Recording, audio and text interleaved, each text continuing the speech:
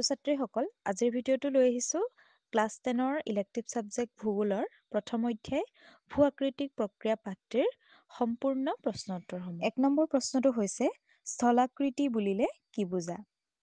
ইয়াৰ উত্তৰ হ'ব পৃথিৱী পৃষ্ঠৰ ওপৰত থকা নানা ধৰণৰ ভূ অৱয়ৱসমূহক একেলগে স্থলাকৃতি বুলি জনা যায়। 2 নম্বৰ প্ৰশ্নটো হৈছে ভূ-আকৃতিক বিজ্ঞানৰ সংজ্ঞা দিয়া। উত্তৰ ভূগোলৰ যিটো শাখাই ভূপৃষ্ঠৰ ভিন্ন অৱয়ব বা স্থলাকৃতিবোৰৰ উৎপত্তি, ক্ৰমবিকাশ, আকাৰ-আকৃতি আৰু বিতৰণ সম্বন্ধে অধ্যয়ন কৰে সেই শাখাটোক ভূ-আকৃতিক বিজ্ঞান বোলা হয়। 3 নম্বৰ প্ৰশ্নটো চোৱা ভূ-আকৃতিক প্ৰক্ৰিয়াৰ অৰ্থ লিখা। উত্তৰ ভূ-আকৃতিক প্ৰক্ৰিয়া হৈছে স্থলাকৃতিৰ সৃষ্টি আৰু বিকাশৰ সৈতে জড়িত এটা প্ৰক্ৰিয়া। 4 নম্বৰ প্ৰশ্নটোত আছে বাহ্যিক প্ৰক্ৰিয়া বা কাৰকৰ ভিতৰত কি কি পৰে লিখা। উত্তৰ বাহ্যিক প্ৰক্ৰিয়া বা কাৰকৰ ভিতৰত বতাহ, বৰষুণ, নদ-নদী, সাগৰৰ ঢৌ, হিমবাহ আদি পৰে।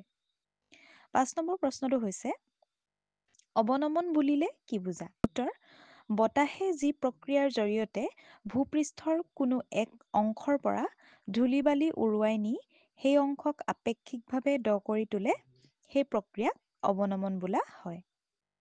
6 নম্বৰ প্ৰশ্নটো হৈছে ইনচেলবাৰ্গ কি? ছবি আঁকি দেখুওৱা। উত্তৰ ইনচেলবাৰ্গ হৈছে মৰুভূমিত থকা অকলশৰীয়া চাপৰ পাহাৰ। আৰু লগতে ছবি আঁকি দেখাবলৈ কৈছে তলত ইনচেলবাৰ্গৰ চিত্ৰ দেখুওৱা হ'ল। 7 নম্বৰ প্ৰশ্নটো হৈছে মৰুদ্যান কাক বোলে? ইয়াৰ তাৎপৰ্য কি? উত্তৰ মৰুভূমিৰ শুকান বালিময় উপৰিভাগৰ ওপৰত বতাহে ধূলি-বালি, শিল আদি বহু দূৰলৈ উৰুৱাই নি মৰুভূমিৰ কোনো এক অংশ আপেক্ষিকভাৱে দ কৰি তুলিব পাৰে। অৱনমন প্ৰক্ৰিয়াৰ ফলত মৰুভূমিৰ একো-একোটা অংশৰ উচ্চতা কমি ভূগৰ্ভস্থ জলপৃষ্ঠৰ ওচৰ পালে সেই অংশটোক মৰুদ্যান বোলা হয়।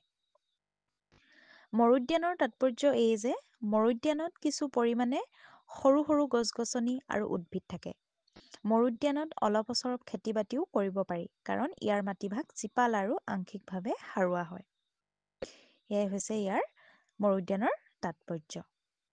8 নম্বৰ প্ৰশ্নটো হৈছে বালিয়াড়ী কি আৰু ইয়াৰ সৃষ্টি কেনেদৰে হয় লিখা। উত্তৰ বালিয়াড়ী হৈছে বতাহৰ কাৰ্যৰ ফলত সৃষ্টি হোৱা এক প্ৰকাৰ ভূ অৱয়ব। আৰু ই কেনেদৰে সৃষ্টি হয়? মৰুভূমি অঞ্চলত বতাহৰ কাৰ্যৰ ফলত উৰুৱাই নিয়া ধূলি-বালিবোৰ এঠাইত জমা হৈ ওখ হয়। এনেদৰে জমা হোৱা ধূলি-বালিবোৰে পাহাৰ সদৃশ ৰূপ লয় আৰু এনেদৰে সৃষ্টি হোৱা বালিৰ পাহাৰক বালিয়াড়ী বোলা হয়। 9 নম্বৰ প্ৰশ্নটো হৈছে অপঘৰ্ষণ কি? ইয়াৰ ফলত কি ধৰণৰ অৱয়ৱৰ সৃষ্টি হয়? উত্তৰ অপঘৰ্ষণ হৈছে মৰুভূমিত প্ৰবাহিত হোৱা শক্তিশালী বতাহে সংঘটিত কৰা এক প্ৰকাৰৰ ক্ষয়কাৰ্য। অপঘৰ্ষণৰ ফলত মৰুভূমিত ইনচেলবাৰ্গ, ইয়াৰডাং আদি অৱক্ষয়জনিত অৱয়ৱৰ সৃষ্টি হয়। ইয়াৰ পাছতে 10 নম্বৰ প্ৰশ্নটো চোৱা সংনিঘৰ্ষণৰ অৰ্থ লিখা। উত্তৰ সংনিঘৰ্ষণ হৈছে এক ঘৰ্ষণজনিত প্ৰক্ৰিয়া। মৰুভূমিত বতাহৰ দ্বাৰা পৰিবাহিত হোৱা শিল-বালিবোৰৰ মাজত পাৰস্পৰিক সংঘৰ্ষ হয়। এই সংঘৰ্ষৰ ফলত শিলবোৰ টুকুৰা-টুকুৰ হৈ ভাঙি-ছিঙি সৰু সৰু টুকুৰাত পৰিণত হয় আৰু ক্ষয় হৈ সৰু আকৃতিৰ হৈ পৰে।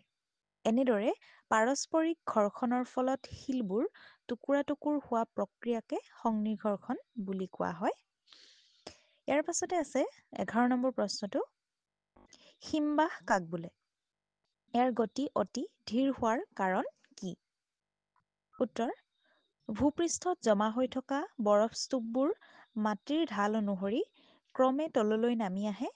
নামি অহাৰ গতিবেগ অতি ধীৰ হয়। দিনটোৰ ভিতৰত কেইমিলিমিটাৰ মানৰ পৰা কেইমিটাৰ মানহে অতিক্ৰম কৰে। এনেকৈ ধীৰ গতিৰে নামি অহা বৰফকে হিমবাহ বোলে। 12 নম্বৰ প্ৰশ্নটো হৈছে হিমবাহ কেই প্ৰকাৰৰ আৰু প্ৰত্যেকৰ বিষয়ে চমুকৈ লিখা বুলি কৈছে।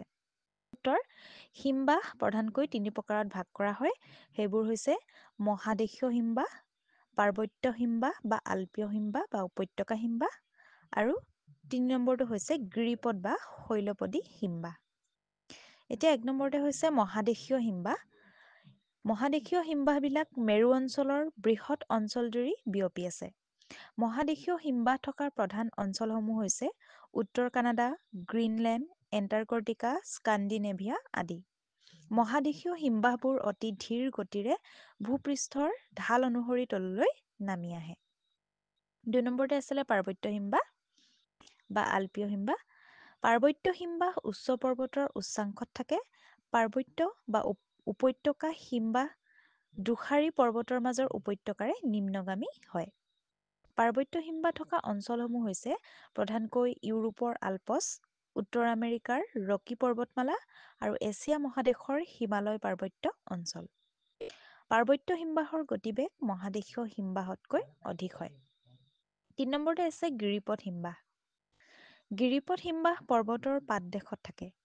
কেইবাটাও উপত্যকা হিমবাহ পাৰ্বত্য অঞ্চলৰ পৰা নামি আহি পৰ্বতৰ পাদদেশত মিলিত হৈ পৰ্বতৰ দাঁতিকাষৰীয়া নিম্নভূমিত সিঁচৰিত হৈ পৰে। উত্তৰ আমেৰিকাৰ আলাস্কাত গিৰিপথ বা শৈলপদী হিমবাহ দেখিবলৈ পোৱা যায়। ইয়াৰ পাছতে 13 নম্বৰ প্ৰশ্নটো হৈছে হিমবাহ উপত্যকাৰ আকৃতি ছবি আঁকি দেখুওৱা। ইয়াত হিমবাহৰ চিত্ৰ আঁকিবলৈ কৈছে। 14 নম্বৰ প্ৰশ্নটো চোৱা, উলুমা উপত্যকা কি লিখা? উত্তৰ, উলুমা উপত্যকা হৈছে হিমবাহে সৃষ্টি কৰা এক ক্ষয়জনিত অৱয়ব। ইয়াত যদি তোমালোকৰ 1 নম্বৰীয়া প্ৰশ্ন আহে উলুমা উপত্যকা কি বুলি, তেতিয়া তোমালোকে এনেকৈ শ্বৰ্টকৈ লিখিলেও হ'ব। যদি তাতকৈ বেছি আহে 1, 2 বা 3 নম্বৰ আহে তেতিয়া তোমালোকে বহলাই লিখিব লাগিব। তাৰপিছত উলুমা উপত্যকা হৈছে হিমবাহে সৃষ্টি কৰা এক ক্ষয়জনিত অৱয়ব।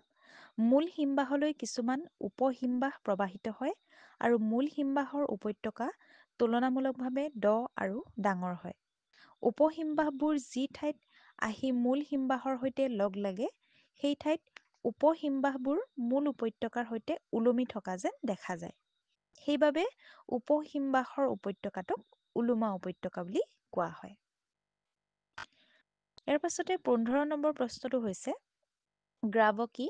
ই কেই প্ৰকাৰৰ আৰু চিত্ৰ আঁকি গ্ৰাবৰ অৱস্থান দেখুওৱা। উত্তৰ, গ্ৰাব হৈছে হিমবাহে সৃষ্টি কৰা এক অৱক্ষেপণজনিত ভূ অৱয়ব। কোনো উপত্যকাৰে হিমবাহ এটা নামি আহোঁতে বাহিৰে আন কিছুমান পদাৰ্থ কঢ়িয়াই আনে। এই পদাৰ্থবোৰকে গ্ৰাব বুলি কোৱা হয়। গ্ৰাব কেই প্ৰকাৰৰ? 4 প্ৰকাৰৰ। সেইবোৰ হৈছে পাৰ্শ্বগ্ৰাব, ভূমিগ্ৰাব, মধ্যগ্ৰাব আৰু প্ৰান্তগ্ৰাব বা অন্তিম গ্ৰাব। আৰু লগতে গ্ৰাবৰ অৱস্থান দেখুৱাই চিত্ৰ আঁকিবলৈ কৈছিলে। আমি ইয়াৰ অৱস্থান দেখুৱাই চিত্ৰ অংকন কৰিব লাগিব। 16 নম্বৰ প্ৰশ্নটো চোৱা, গোলকীয় উত্তাপ বৃদ্ধিয়ে হিমবাহৰ ওপৰত কি ধৰণৰ প্ৰভাৱ পেলায় সাধাৰণ জ্ঞানৰ ভিত্তিত তাৰ এটি আভাস দিয়া। উত্তৰ, গোলকীয় উত্তাপ বৃদ্ধিয়ে হিমবাহৰ ওপৰত বিশেষভাৱে প্ৰভাৱ পেলাব পাৰে। তোমালোকে পইণ্ট ৱাইজতো লিখিব পাৰা নাইবা প্ৰেগা ৱাইজতো লিখিব পাৰা। গোলকীয় উত্তাপ বৃদ্ধি হোৱাৰ ফলত হিমবাহবোৰ দ্ৰুতগতিত গলিবলৈ আৰম্ভ কৰিব আৰু পাহাৰ পৰ্বতৰ পৰা অতি বেগেৰে ভৈয়ামলৈ নামি আহিব। এনেদৰে নামি অহা পানীয়ে সমতল ভূমি বুৰাই পেলাব আৰু দ অঞ্চলবোৰত বানপানীৰ সৃষ্টি হ'ব। নিম্নভূমি অঞ্চল প্লাবিত হোৱাৰ ফলত কৃষি পথাৰ, জীৱ-জন্তু তথা মানুহৰো বিস্তৰ ক্ষতি সাধন হ'ব আৰু দ্ৰুতগতিত প্ৰবাহিত হোৱা পানীয়ে উদ্ভিদ তথা গছ-গছনিৰ অনিষ্ট সাধন কৰাৰ লগতে জীৱ-জন্তুৰ বাসস্থানৰ হ্ৰাস কৰিব পাৰে। আৰু আনটো হৈছে গোলকীয় উত্তাপ বৃদ্ধিৰ ফলত হিমবাহ গলি সাগৰ পৃষ্ঠ ওপৰলৈ উঠি অহাৰ সম্ভাৱনা অধিক। ছাত্ৰ-ছাত্ৰীসকল, আজিৰ প্ৰশ্ন উত্তৰৰ ভিডিঅ'টো আছিল ইমানেই। এই ভিডিঅ'টোৰ উপৰিও যদি তোমালোকে অন্য ছাবজেক্টসমূহৰ প্ৰশ্ন উত্তৰসমূহ বিচাৰিছা তেন্তে প্লেলিষ্টৰ লিংক ডেছক্ৰিপশ্যনত দিয়া আছে, তোমালোকে চাব পাৰিবা।